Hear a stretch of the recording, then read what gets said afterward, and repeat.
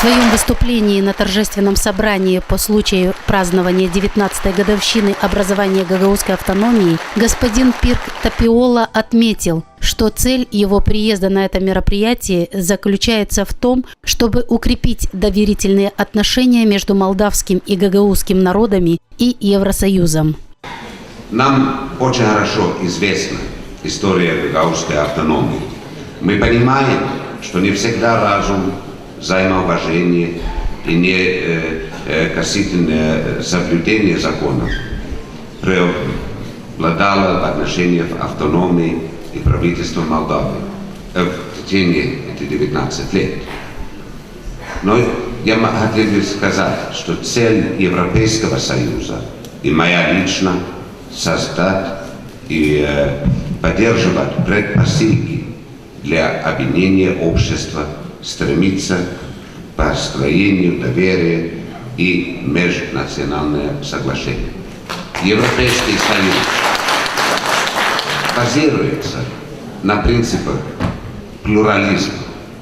Но вы смотрите, есть союз, где 24 официальных языков. У нас всегда можно говорить на своем языке. В ходе выступления глава Евросоюза в Молдове отметил следующий момент, что необходимо приложить максимум усилий для развития гагаузской автономии, и уверил, что со стороны Евросоюза будет большая поддержка в укреплении автономии. Считаю своим долгом оказать содействие в исполнении закона об особом правовом статусе. Более того, Европейский Союз готов тоже выключить Гагаузию в программу построения мер доверия и тем самым выделить финансирование на осуществление разного рода и вида проектов.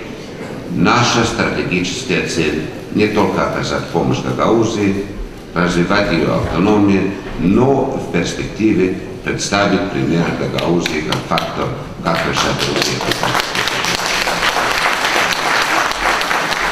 Несмотря на то, что гагаузская автономия в последнее время ратует за таможенный союз, однако на празднование автономии патриоты Гагаузии в зале махали всего лишь одним флажком, а на выступлении главы Евросоюза частенько хлопали в ладоши.